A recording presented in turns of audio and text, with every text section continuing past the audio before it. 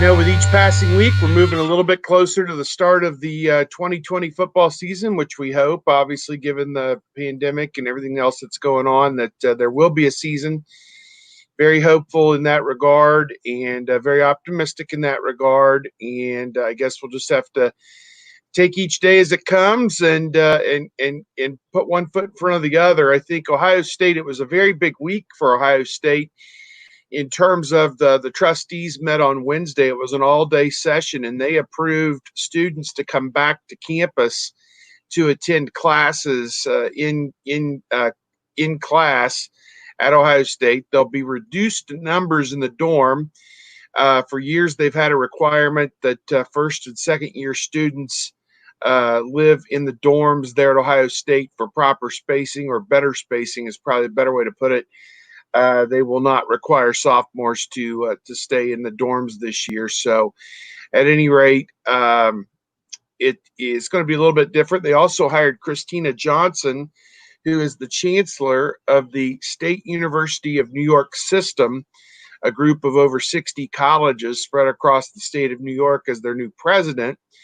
Interesting that Kristina Johnson, she's well acclaimed as an engineer and an inventor, but she played field hockey at Stanford, and her great-grandfather was a member of the Ohio State football team in 1898.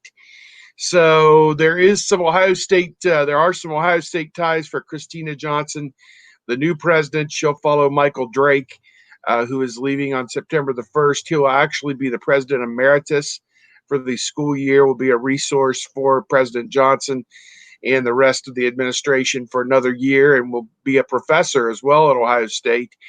And Drake staying on in that reduced capacity, and Kristina Johnson will become the 16th president of Ohio State University on September the 1st. So some developments this week, and I take the move that students will be in class this fall as a strong move that there will be football at Ohio State this fall.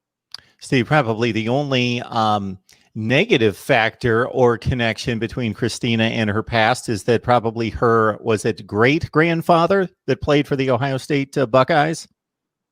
Yes, that's right. Yes, her great-grandfather. I don't know many details about him. I haven't looked up his playing history other than to say he played in 1898. So probably not a lot of details on what he did for Ohio State way back when, or I don't even know who the coach would have been in 1898, but certainly in the early stages of Ohio State football. And again, I have not researched all of her ties to the state of Ohio, if she ever spent any time here growing up. She attended Stanford, played field hockey, so she is a former college athlete. I think that for people who are clamoring for a president that would have some kind of a clue about college athletics, I would say that's a good sign. She is married to a female who is the assistant athletic director at the University of Maryland, as I understand it. So I would assume that they are well versed in terms of athletics. And again, I'm not sure how I can explain to you that she's the chancellor of the SUNY system and her wife or partner is at Maryland, but that's some of the few details we've been able to cobble together so far.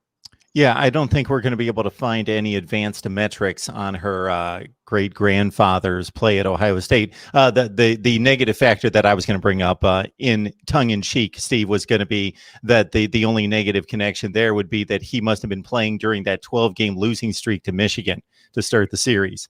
Yeah, no doubt about it. It was those were dark days for Ohio State. Since that they broke through with Chick Harley and beat Michigan for the first time, whatever year that was.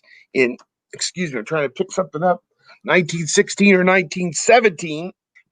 Since that game was played, the last 100 years, Ohio State's over 500 against Michigan. It was that first 15 or 20 meetings that were not so good for the Buckeyes. So, they have turned that series on its head.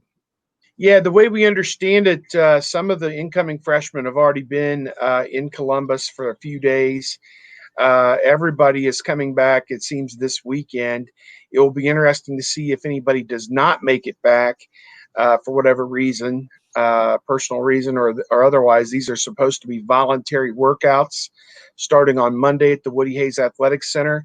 It sounds like they are in groups of 10, perhaps as small as 10.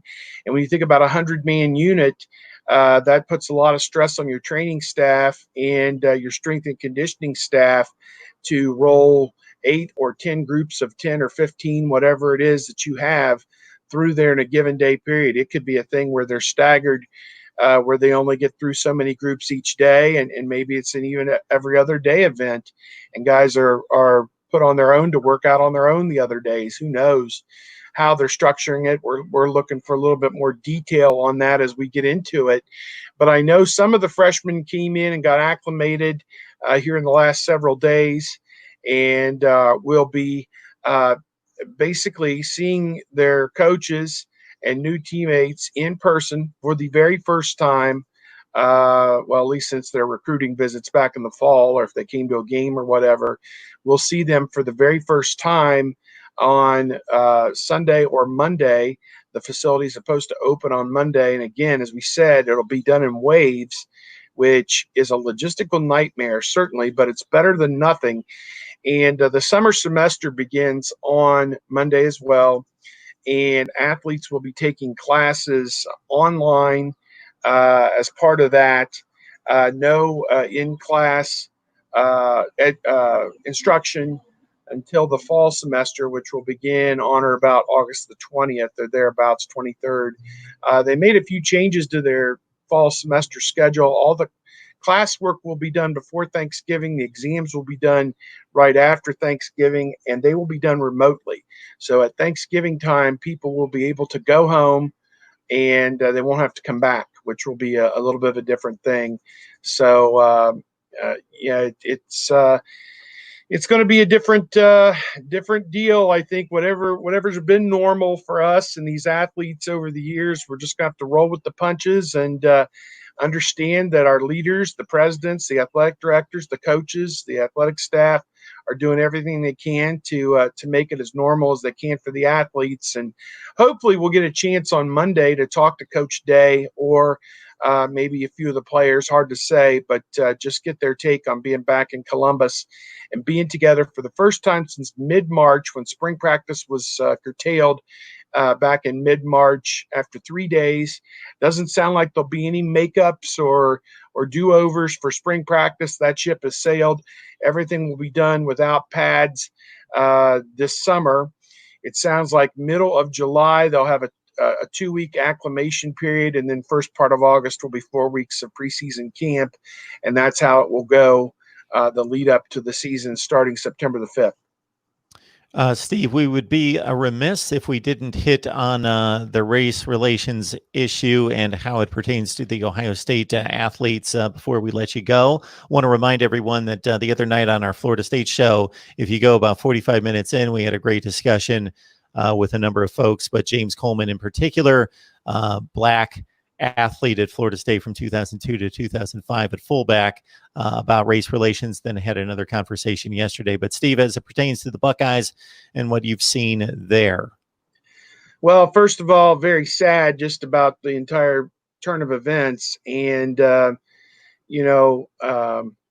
again, there are things in our society that need to be remedied. And I think, we are starting to understand that more and more clearly with each passing day. And again, just hope everybody within the sound of our voice can just be safe. And the COVID situation, the coronavirus, I think has been dealt with in a strong response, I think, from our government leaders. Again, it's easy to criticize in hindsight in 2020 about some of the decisions that were made, but that people did the best they could with the information that they had. I'm going to trust and believe that. And now we are in a situation where our country is trying to heal again in a different sense with the racial discord. And again, it's just a case where we need to love one another. And I think That's something that that we just can't do enough of right now. Ohio State, their athletes, their players, they had their own support rally for Black Lives Matter. They put together a really nice video with close-ups of a lot of different people. I assume that were taken individually and spliced together. They have a great social media staff, and Ohio State was one of the first schools that was kind of on the cutting edge of those messages that came out. Not that it was a race to post a message or anything like that, just that they came out early and swiftly and got on record with how they felt about it. And again, I don't foresee that being an issue that impacts Ohio State other than education and these kind of things. I've never really heard much of a whiff of that kind of discord within the programs at Ohio State. And I think that that goes back into leadership among the players and the coaches, that everybody has a hand in the success of the program. And I think that, again, it's communication and more than anything, and it is truly caring. I think a lot of the players talked about how Coach Day and their staff stayed with them throughout the COVID pandemic with Zoom calls, telephone calls, texts, and messages of support. And now they have done the same in regards to what we've seen over the last 10 days, the national outcry and everything that's happened. So trying to stay on top of that situation and make the program at Ohio State somewhere comfortable for players from all walks of life, whether they be Black, Hispanic. Obviously, they've had guys from Hawaiian descent. Again, ethnic, whatever ethnic platform you come from, that it is a place, a melting pot, and that's been part of the success at Ohio State. We thank Steve for his time. So I hope you Buckeye fans and all college football fans that join us in the live chat each and every week appreciate Steve giving of his time each and every week. Again, he's senior Big Ten writer at 247 Sports, Bucknuts in particular. So join him and the rest of the staff there. And Steve is gracious enough to post our video each week, where we've been going 55 consecutive weeks strong, Steve. So thank you so much for that. Ohio State football talk here each and every week. And not just this one time, but we talk Ohio State football all the time right here at Mark Rogers TV, the voice of college football. Steve, you have a great day. We appreciate it. All right, Mark. I've thought about doing a column trying to solve all of society's ills. You know, the racism, the COVID, the dealing with that, even down to figuring out this baseball mess. When every other sport can come back, and yet baseball is sitting here on the sidelines trying to split the dimes and the pennies. What are they doing? They need to be part of this healing process, and instead they've created more discord. So sad, but as a baseball fan, Reds fan, hopefully we'll have a season this year. But boy, they talk about some people who are tone deaf and don't get it. I love the grand old game myself, big baseball fan from the northern half of Ohio as an Indians fan, and I will echo that sentiment for some reason. And I don't think it's inherent to the athletes themselves to play baseball. It's just the way the sport has been constructed, which has been very good for the player and financially down through the years, but it's created a tone and approach that has resulted in a lot of stalemates and obviously more strikes than the other professional sports.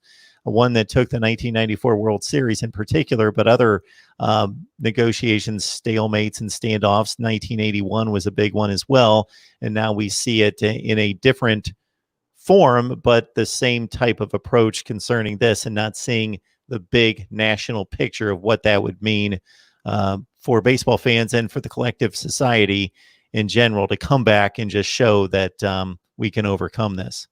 Yep. Hopefully they can get their act together. We'll have to wait and see, though. All right, Steve. Thank you so much. You have a great weekend. All right. Take care, Mark.